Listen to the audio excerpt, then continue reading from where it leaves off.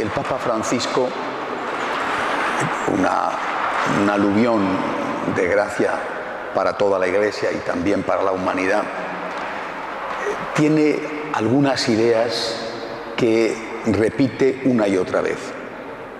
Después de un año de pontificado, creo que ya, no digo que haya dicho todo lo que tenía que decir, seguramente esto es imposible, porque hasta el final estará transmitiendo aquello que el Espíritu Santo le diga. Pero sí que podemos resumir algunas de esas ideas fundamentales. Y una de ellas, me parece a mí, por lo menos por la reiteración con que la presenta, es la de que tenemos que acercarnos a la periferia. Este concepto de periferia es un concepto que quizá en el continente americano sea más utilizado, pero que en otros lugares, en otros ámbitos culturales, resulta más extraño o difícil de entender qué es lo que quiere decir. Este ir a la periferia que tanto pide el Papa, en algunos, por lo menos, sobre todo al principio, ha resultado no solo sorprendente, sino difícil de comprender. Pero haciendo el esfuerzo de intentar entender, creo que podemos decir que hay al menos 3 tipos de periferias y que sin duda el Papa está pidiéndonos el esfuerzo de que vayamos a estos 3 ámbitos. El primero sería una periferia de tipo geográfico, pero geográfico en el sentido amplio del término. Ir a los lugares donde el Evangelio aún no ha sido proclamado o está empezando, como pienso, como China, o grandes lugares de Asia, todavía mucho en África. Esa es una periferia. Sería una periferia geográfica en el sentido estricto del término. Hay otra periferia que sería una periferia socioeconómica más próxima, que serían los barrios marginales, los barrios humildes o los países o pueblos más pobres que hay en cada continente, en cada nación, en cada ciudad. Y el Papa, que tiene una gran preocupación social, nos pide a todos que hagamos un esfuerzo no solo por compartir con los que tienen menos, sino por darles nuestra mayor riqueza, que es el mensaje de Jesucristo. Creo que esta es otra evangelización de las periferias. Estas 2 son las primeras que saltan a la vista, no hay que olvidarlas. Me parece que el Papa tiene una especial preocupación por estas 2, la periferia geográfica, la periferia socioeconómica. Pero hay una tercera periferia a la cual el Papa también dedica su atención y que nos pilla a todos nosotros mucho más de cerca. No podemos fijarnos en esta tercera y olvidar las 2 anteriores. Creo que estaríamos traicionando, desvirtuando el mensaje del Papa. Pero no podemos reducir esta petición de ir a la periferia a el aspecto económico o al aspecto geográfico. Entre otras cosas, porque la inmensa mayoría no se va a marchar de misioneros a China y también muchos tendrán muchas dificultades en irse a barrios pobres porque, entre otras cosas, tampoco sabrán qué tienen que hacer allí. Hay, repito, una tercera periferia muy próxima, en nuestra propia casa, la de aquellas personas que se han alejado de Dios, personas que tienen nuestra propia sangre, muchas veces, con las que vivimos, o personas con las que trabajamos, o con las que nos divertimos porque somos sus amigos, que viven en nuestro propio edificio y desde luego en nuestra propia ciudad. Esta es una periferia creciente, que es lo que se llama con otro concepto la profunda descristianización que está viviendo el mundo contemporáneo. Claro, no puede haber descristianización en Arabia, no puede haber descristianización donde no ha habido cristianización. Cuando se habla de descristianización o de secularismo, se piensa en países que han sido, que siguen siendo aún sociológicamente, mayoritariamente cristianos, mayoritariamente católicos. Esta periferia está carne con nosotros. Y me parece que es no digo el único, repito, no podemos olvidar las otras dos, pero el primer objetivo que tendríamos que proponernos: cómo evangelizar a los que se han alejado, que a veces son mis hijos, mi marido, mi esposa, mis hermanos, mis amigos o mis compañeros de trabajo. Personas que están bautizadas, otros ya no. Personas quizá que en un momento dado compartieron con entusiasmo nuestra fe. Niños que fueron devotos, incluso de adolescentes que iban a misa con gusto y luego empezaron a entrar en crisis y se alejaron. ¿Qué tengo que hacer? ¿Cómo ir a esta periferia tan próxima a mí, pero que sin embargo resulta o bien indiferente o incluso hostil, resulta impermeable a todo intento de llevarles el mensaje del amor de Cristo? ¿Qué tengo que hacer?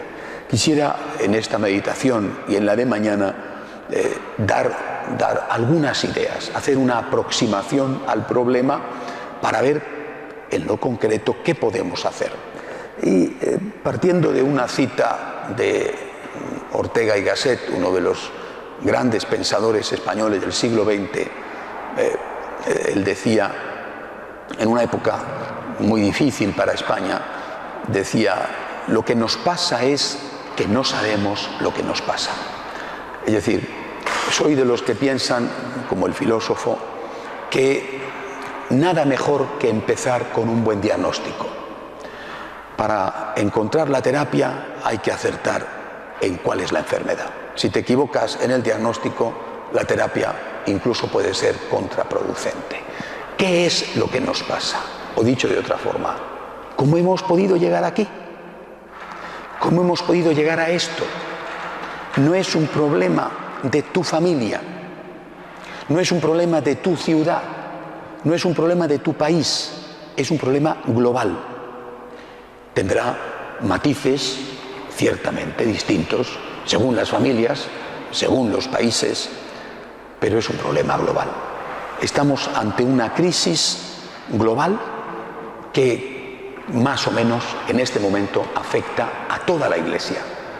Dicho sea de paso, está afectando a toda la sociedad, a toda la humanidad. ¿Qué nos pasa? ¿Cómo hemos llegado aquí? ¿Por qué hemos llegado aquí? Así que me van a permitir que en la meditación de hoy, brevemente, porque esto da para muchísimo, haga un apunte sobre las causas que nos han conducido a esta situación, mientras que en la meditación de mañana intentaré presentar algunas soluciones, algunas vías de solución. El siglo pasado, el siglo XX, fue un siglo muy convulso, un siglo muy difícil, un siglo que conoció 2 guerras mundiales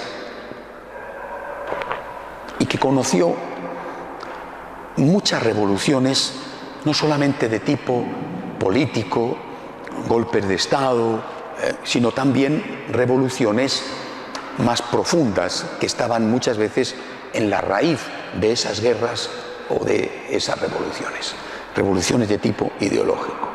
Yo creo que esos profundos cambios que se viven en el siglo XX, singularmente después de la Segunda Guerra Mundial, es decir, en la segunda mitad del siglo XX, son o pueden estar en la génesis de la situación actual. No solamente las revoluciones y los cambios profundos, sino cómo la Iglesia afronta esos cambios, si acierta o si se equivoca. Voy a hablar de esto. Hay, repito, muchas revoluciones en el siglo XX. hay al menos 4, y digo al menos porque no voy a hablar de las revoluciones políticas ni tampoco de las revoluciones económicas. Hay un cambio de mentalidad económico y desde luego un cambio de mentalidad político simplemente con la llegada del marxismo al poder en más de la mitad del mundo. Piensen ustedes, más de la mitad de Europa y desde luego una parte casi completa de Asia, con la China, el Vietnam, bueno, que va a generar una respuesta de Occidente que a veces es político-militar, tipo Chile o Argentina, y otras veces es meramente política, con la creación, por ejemplo, de la socialdemocracia, que es un invento para hacer frente al comunismo en Europa. Ofrezcámosles algo que se le parezca, pero que sea demócrata. Y ahí viene la creación del modelo socialdemócrata como un intento político, repito, para hacer frente al marxismo. Bien, no voy a entrar en esos temas, dan para muchísimo y seguramente hay personas mucho más capacitadas que yo para poder afrontarlos con un poco de seriedad. Voy a hablar de 4 revoluciones. La primera, una revolución que se empieza a gestar desde la aprobación por la ONU de la Tabla de los Derechos Humanos. La Tabla de los Derechos Humanos, es decir, lo que llamamos los derechos humanos aprobados en la resolución de la ONU, introduce un concepto nuevo que hasta ese momento, desde ese punto de vista de estar conceptualizado, no existía. No digo que no hayan existido los derechos humanos antes. Uno de los trabajos que hice hace tiempo fue la génesis de esos derechos humanos, por ejemplo, en la Carta Magna inglesa, cuando los nobles se enfrentan con el rey. Bueno, el pueblo defiende sus derechos delante de los poderosos, no son cosas que los poderosos les dan, sino que son cosas que pertenecen al pueblo y que el poderoso reconoce, nunca le da. El poderoso reconoce y muchas veces, casi siempre, con lucha. Pero desde el momento en que la ONU, como institución que representa al conjunto de las naciones del mundo, admite y aprueba esta tabla de derechos humanos, empieza una profunda revolución. Yo, por supuesto, estoy totalmente a favor de la existencia de los derechos humanos. Pero empieza una revolución que no ha terminado. Me imagino que los que promueven este concepto de derechos humanos no pensaban que esto se iba a producir, no estaba en sus objetivos y posiblemente lo hubieran rechazado, pero se ha producido.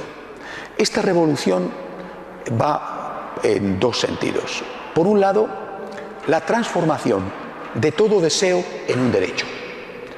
Hoy en día, cuando hablamos habitualmente de derechos, nadie, salvo algún erudito, tiene en cuenta cuáles son esos derechos humanos aprobados por la ONU, que vienen recogidos en la práctica totalidad de las constituciones democráticas. Nadie piensa en eso.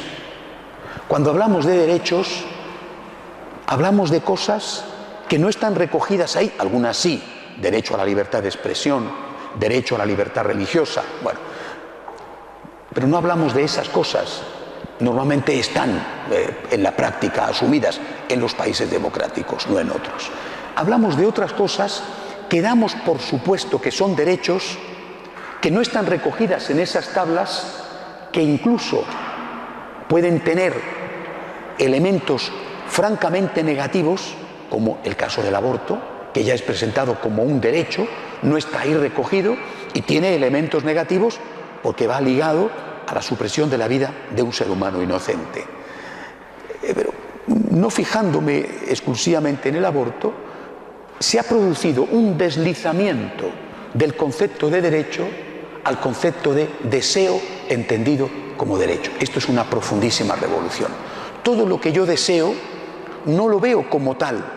Yo quiero tener un Ferrari. Sinceramente yo no quiero un Ferrari, Bueno, digo un ejemplo, ¿verdad? O alguno de ustedes podrá decir, yo quiero tener una preciosa villa en Viña del Mar con vistas al Océano Pacífico. Bueno, Está bien, es un deseo, ¿no? ¿Por qué no? Pero no es un derecho. Y hoy, cuando la gente reivindica cosas, no se da cuenta de que muchas de las cosas que reivindica no son auténticos derechos, sino simplemente deseos. Tener deseos no está mal. Es bueno tener aspiraciones y es bueno luchar pacíficamente y trabajar duro para conseguir eso, la casa en Viña del Mar o el Ferrari. Bueno, habrá gente que diga: yo prefiero no tener una casa en Viña del Mar y compartir con los que no tienen ni siquiera una casa, ¿verdad? Prefiero no tener un Ferrari y tener un modesto utilitario y compartir con el que no tiene ni siquiera para comer, ¿de acuerdo? Pero no podemos decir: el que desea tener un Ferrari hay que llevarle a la cárcel, no. Pero no es un derecho, es un deseo, pero no es un derecho. Busca la forma legal y pacífica de conseguirlo, pero no lo reclames como un derecho. La conceptualización de todo deseo como derecho genera inevitablemente tensión, genera inevitablemente violencia. Porque si tú ves que no tienes el Ferrari, que trabajas y tu sueldo no te da para el Ferrari, bueno, pues te puedes quedar más o menos frustrado, ¿vale? Pero si consideras que es un derecho, sientes que estás siendo agredido, que te quitan algo que tú tienes el derecho a tener. Y eso no lo pides, ni siquiera luchas pacíficamente para tenerlo, sino que lo reclamas y lo exiges. Genera violencia y genera frustración. La transformación de todo deseo en derecho es una de las causas de la profunda crisis de decepción que hay en el mundo contemporáneo, donde una amplia mayoría de la población se siente maltratada e insatisfecha. No es que todos queremos más, mire usted, eso es lo normal, todos queremos más, bueno, sino que todos exigimos más. Todos queremos más y trabajamos para tener más, ¿vale? ¿Me parece bien? No, todos exigimos que nos den más. No voy a trabajar para conseguirlo, sino voy a protestar para conseguirlo. Esto es un cambio sociológico profundísimo, inédito. No, voy a trabajar porque quiero esta casa. Eso lo hacían mis papás, seguramente los suyos. Hoy voy a echarme a la calle y voy a protestar y voy a hacer una huelga y voy a quemar autobuses y voy a romper cristales para conseguirlo. Pero usted está pidiendo la libertad de expresión, usted está pidiendo la libertad religiosa, usted está pidiendo un deseo. Si usted está reclamando un derecho, ni siquiera así se puede justificar la violencia. Pero usted tiene derecho a protestar. Pero es que usted está reclamando no derechos, sino deseos. Repito, este cambio genera inevitablemente decepción, frustración, amargura y también violencia. Y tiene una segunda consecuencia. Ha desaparecido prácticamente de una manera completa el concepto de deber. El concepto de derecho por sí mismo va unido al concepto de deber. Si yo tengo derechos, tú tienes obligaciones. Y si tú tienes derechos, yo tengo obligaciones. Tus derechos son mis deberes y mis derechos son tus obligaciones. Tú tienes la obligación de pagarme un salario justo. Y yo tengo la obligación de trabajar honestamente y cumplir con mi horario del mejor modo posible. Esto no se ha producido. Por eso, repito, probablemente no estaba en la idea de los que generan esa tabla de derechos, en buena parte personajes, grandes políticos católicos, no estaba en la idea de ellos lo que iba a suceder. Pero esto es lo que ha sucedido. Hoy en día, hablar de deberes en el colegio, por ejemplo, encuentra en los alumnos un profundo rechazo. A lo mejor no aquí, hablo en líneas generales.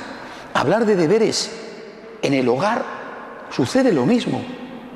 Todo el mundo, incluso el niño, reivindica derechos que no tiene repito, que son deseos, y le dice el niño pequeño al papá o a la mamá, yo tengo derecho a... ¿Cómo que tienes derecho a esto? Perdona, tú tienes efectivamente algunos derechos, que yo no te pegue, que te dé educación, que te dé alimentación, que te dé vestido, por supuesto, en la medida en que pueda, porque claro, si no tengo yo, ¿cómo te voy a dar? Bueno, pero tú no tienes derechos a todas estas cosas que me estás pidiendo. Y jamás hay un planteamiento de cuáles son los propios deberes. Se ha producido, por lo tanto, una revolución tremenda, una de estas 4 que estamos padeciendo, una revolución tremenda que provoca incumplimiento de los deberes propios, insatisfacción generalizada y muchísima tensión y muchísima violencia. Como les he dicho, esto da para hablar horas. Segunda revolución, la revolución del propio pensamiento. Cuando uno ve la historia de la filosofía del siglo XX, descubre grandes pensadores que están en la base del pensamiento actual en este momento. De hecho, muchos opinan que no tenemos hoy estos grandes pensadores como hubo en esa segunda mitad del siglo XX, o antes incluso, pensadores de la talla de un Feuerbach o de un Marx, que podían estar equivocados, pero no cabe duda que fueron grandes pensadores, equivocados con premisas que condujeron al desastre, pero eran grandes pensadores, un Nietzsche, por ejemplo, un Freud. Bueno, estos pensadores van a tener en común una cosa. Los estudiosos de la historia de la filosofía los agrupan, siendo entre ellos muy distintos, con un concepto. Les llaman así, los padres de la sospecha. Van a generar sospecha. Y esta es una característica del pensamiento del siglo XX, la sospecha. Se sospecha, por ejemplo, ahí está Freud, se sospecha de las relaciones entre mamá e hijo, el complejo de Edipo, se sospecha de las relaciones económicas, todo se ve desde la perspectiva de la lucha de clases, se sospecha de las relaciones religiosas, se las ve como un intento de dominación del poderoso. De hecho, Marx lo va a tipificar diciendo que la religión es el opio del pueblo. Generan sospecha. La sospecha causa inevitablemente incertidumbre. Ya no te fías. No sé si las generaciones precedentes a las que no he pertenecido eran gente más confiada. Mi padre, que era de esa generación, decía que sí. Era de otra época, de otro país, pero recuerdo que mi padre decía que en su tiempo, no ya cuando murió, ¿verdad?, sino en su tiempo, cuando él era un hombre joven, valía la palabra de honor y valía el estrecharse la mano 2 hombres y el prometerse que eso que habían pactado se iba a cumplir. En este momento no te valen ni siquiera todos los compromisos hechos ante notario. Hay una sospecha generalizada. Esta revolución del pensamiento ha ido a más. Fue como una bola de nieve que se lanza desde lo alto de una montaña y que crea un alud. Y hoy hay una sospecha absoluta. ¿Quién, por ejemplo, en general, no piensen ustedes que quiero pormenorizar en el caso de Chile, quién en general se fía de los políticos? Bueno, pues habrá alguien, ¿no? Porque, mire usted, las reglas tienen excepciones, pero en general hay una profundísima desconfianza de los políticos. Nos han engañado tantas veces han prometido y prometido y no han cumplido, y después con tantísima frecuencia han robado, se han enriquecido a base del pueblo, han colocado grandes fortunas en paraísos fiscales, que hay una sospecha generalizada, y esta es una de las tragedias contemporáneas. No nos fiamos de nuestros líderes. Hay una sospecha generalizada sobre el propio pensamiento, lo que se llamó ya en el final del siglo XX el pensamiento débil, porque no hay un sistema filosófico. Desde el punto de vista ideológico, estamos huérfanos. El siglo XX, antes y después de las guerras, porque las guerras en parte fueron consecuencia de unos sistemas de pensamiento, el siglo XX conoció grandes ideologías. Después de las matanzas en Europa, después de las matanzas en los campos de concentración de Hitler o de Stalin, esas ideologías se vinieron abajo. Y hoy aquello de lo que la gente se fía es del dinero, de algo contable. Y digo hoy, y quizá me estoy equivocando, porque a lo mejor tenía que haber dicho ayer, antes de la crisis económica, porque es probable que ya ni eso pueda ser algo fiable, porque de repente lo que tienes puede dejar de valer o valer muchísimo menos. Ahí tienen ustedes el caso de su vecina Argentina, cuando se produjo la crisis del llamado corralito. De repente lo que tiene ya no vale, ¿no? Vivimos una revolución que ha generado una profunda desconfianza hacia todo y hacia todos. Una tercera revolución ha sido la revolución sexual. Yo estoy seguro de que muchos de los que estamos aquí somos testigos de lo que eso supuso. Hay un antes y un después en el campo sexual. La aparición de la píldora anticonceptiva. La aparición de la píldora anticonceptiva va a permitir al hombre, de una manera sencilla, siempre existió algún tipo de método para desligar el sexo del embarazo. Pero con la píldora eso se generalizó. Y a partir de ahí empieza esta revolución sexual que consiste en que tú puedes obtener, supuestamente, claro, porque luego no es oro todo lo que reluce, pero tú puedes obtener placer sin que eso vaya unido a la posibilidad bastante elevada de engendrar un hijo. Durante milenios, es el origen de la humanidad, el sexo solo era legalmente practicado en el ámbito familiar e inevitablemente, en la práctica totalidad, abierto a una nueva criatura, te gustara o no.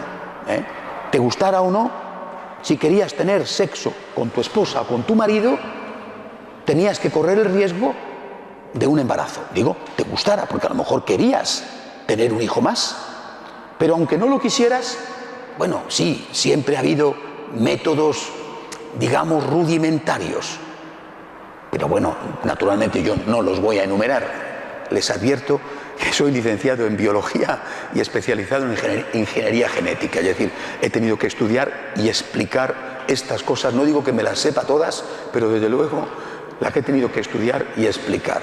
Pero no voy a entrar esta noche en pormenores de qué se hacía antes. Pero se hacía, pero no con la facilidad de ir a la farmacia, comprarte un blister de anticonceptivos y tomártelos. No olviden ustedes, lo saben muchas señoras, no sé si por desgracia para ustedes, sí desde mi punto de vista, que cuando empiezas a tomar una píldora anticonceptiva tienes que tomarla el resto de tu vida, hasta que la naturaleza ya te impide ovular y por lo tanto procrear, salvo que quieras quedarte embarazada. ¿Se imaginan el negocio que representa la producción de píldoras anticonceptivas en este momento en el mundo? Es uno de los grandes negocios. Otro de los grandes negocios, la producción de preservativos. Desde el punto de vista ideológico, que es el que estoy afrontando, genera un cambio esencial en las relaciones entre hombre y mujer. Ya no es necesario casarse para tener placer, y ya no es necesario tener relaciones ligadas a la apertura a los hijos. Después afrontaré qué ha hecho la Iglesia para hacer frente a estas revoluciones, si me da tiempo hoy y si no, lo haré mañana. Es decir, todo esto que estamos viviendo,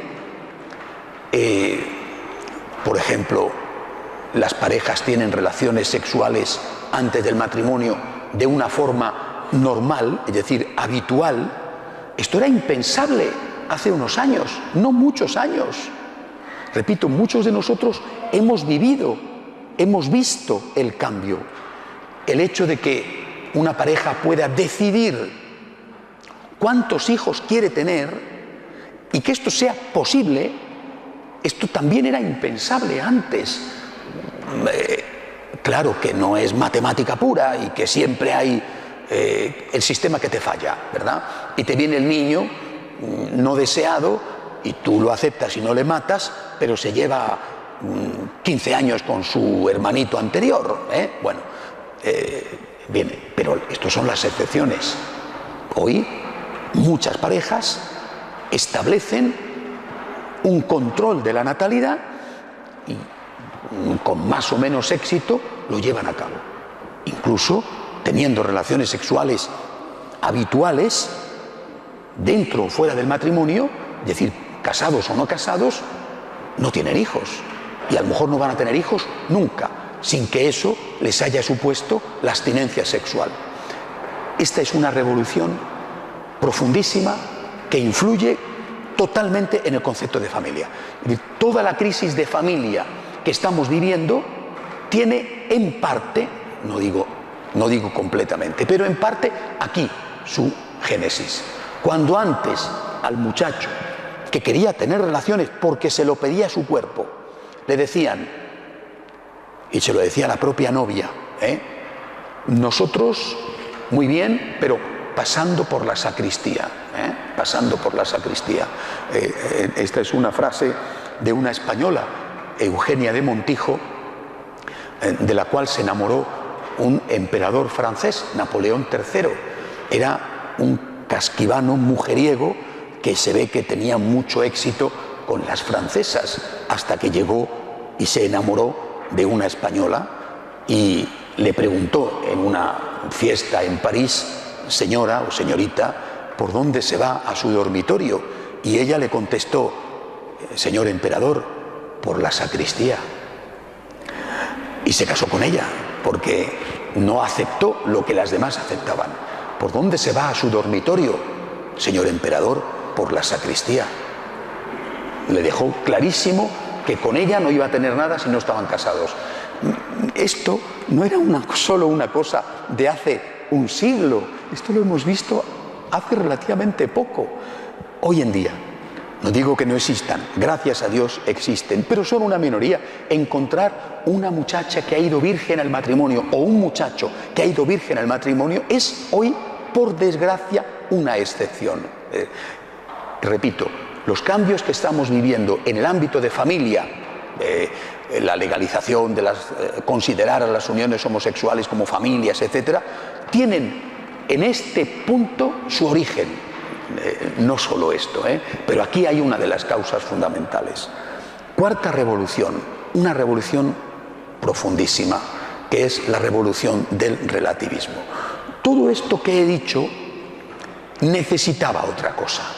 Es decir, si un muchacho y una muchacha, por poner un ejemplo vulgar, querían tener relaciones, muchacho y una muchacha católicos, ignoros y también evangélicos o budistas, si querían tener relaciones sexuales antes del matrimonio, han existido siempre. Relaciones extraconyugales han existido siempre, pero no como hoy. Hoy es lo normal. Antes era una excepción que había que hacerlo a escondidas. Si hoy muchacho y una chica quieren tener relaciones y son católicos, se encuentran con un hoy no, por desgracia, digamos hace 20 años, se encontraban con un problema, no solamente donde lo hacemos, que no nos vean, sino se encontraban con un problema profundo, la conciencia, su conciencia. Esto está mal. Me han enseñado en la catequesis, me han enseñado, y el padre en la parroquia habla de ello de vez en cuando, en aquella época con muchísima frecuencia, que no se puede tener relaciones sexuales fuera del matrimonio y que hay que tener relaciones sexuales dentro del matrimonio abiertos a los hijos. Bueno, esa era la doctrina de la Iglesia. Entonces, un chico o una chica que querían tener relaciones, incluso siendo novios, hasta novios formales, con vistas a casarse, tenían un problema de conciencia que aliviaban en el confesionario. Se lo digo a ustedes como sacerdote, continuamente, sinceramente, más antes que ahora, escuchaba a los muchachos confesarse: he tenido relaciones con mi novia o he tenido relaciones con mi novio. Bueno, estoy arrepentido, pero mire usted, padre, me cuesta mucho. Bien, hasta aquí había el problema de la conciencia. Esto cada vez resultaba más difícil de sostener y se ha producido esta cuarta revolución, la revolución del relativismo, que consiste en que las leyes morales se han separado de las dos fuentes tradicionales de moralidad. Esas dos fuentes eran, por un lado, la propia naturaleza, la ley natural, la ley moral natural, recogida magistralmente en los 10 mandamientos de Moisés, y después la ley moral enseñada por la Iglesia, que venía extraída, amplificada de esos 10 mandamientos.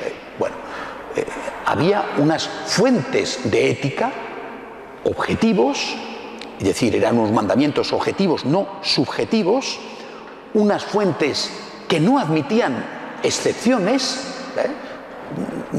Lo siento, pero no puedes matar, no puedes matar. No, pero mire usted, no puedes matar, no hay excepciones.